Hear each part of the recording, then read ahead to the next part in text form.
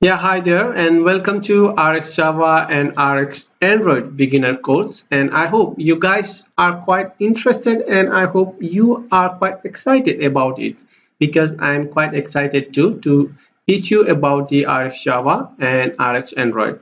And trust me, this is a really interesting topic. And if you want to be a good developer and if you want to find a good job in Android development, then you should always have a knowledge of RxJava and Rx Android because it add an extra value to your CV. And if you find some jobs, and you can just go to some job portal and you can see about there are a lot of companies that has a requirement for the RxJava and Rx Android. So let's go and learn about the RxJava in our first lecture. So let's see what is an RxJava. RxJava is a Java VM implementation of the reactive extension. So you can see here it's about the reactive extension. So what is the reactive extension? So the official doc says that the reactive extension, or we call it as a reactive X, as a library for the composing of the asynchronous and event-based program by using an observable sequence. So we have to take note about the asynchronous and event-based by using a observable sequence. The three main things that we have to take note: asynchronous, event-based, and observable. So the asynchronous, I think you may have heard about it or you may be using it already. What we can say about the asynchronous is when we want to do some programming, we always say about the synchronous and asynchronous programming. So asynchronous programming is very useful because we can do a multiple tasks, or we can perform a multiple tasks at the same time. So we don't have to wait for one line of code or one function to complete in order to run the another function. With the help of the asynchronous, we can run multiple tasks at the same time. So let's say you have a function A, function B, and function C. So you can execute all of these at the same time. And event based, which means that whenever there is some event triggered, like you get some button clicked, or the user clicks on something, or there is some event in your application. So event based programming is there.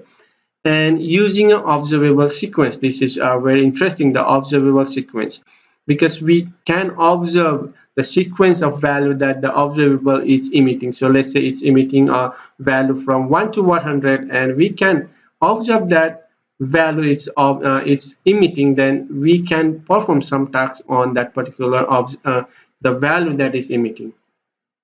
So for now, it may be quite confusing for the observable because we haven't used it.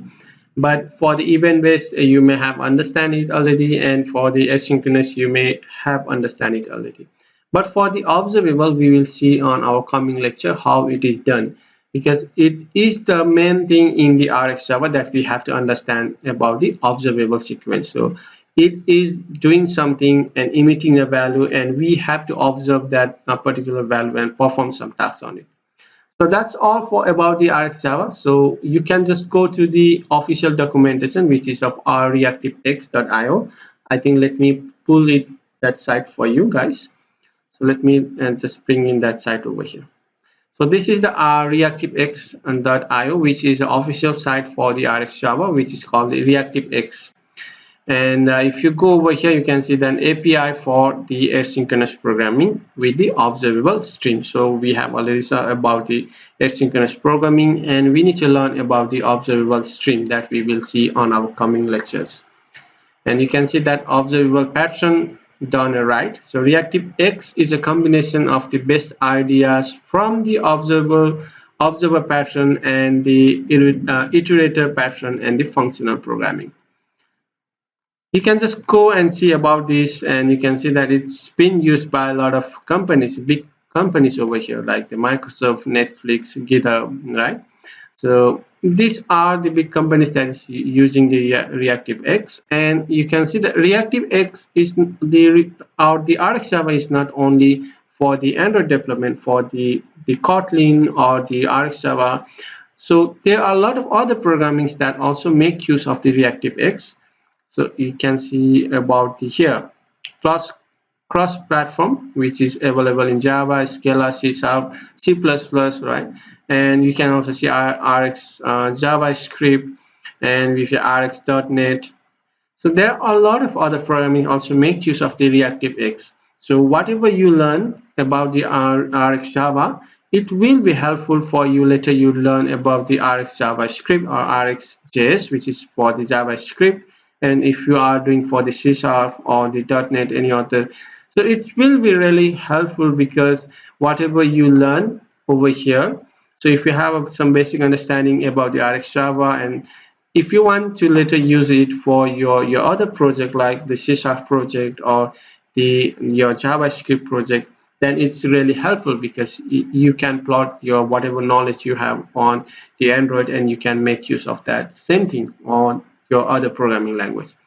So it's really helpful. So whatever you learn, you can use it to other multiple language too.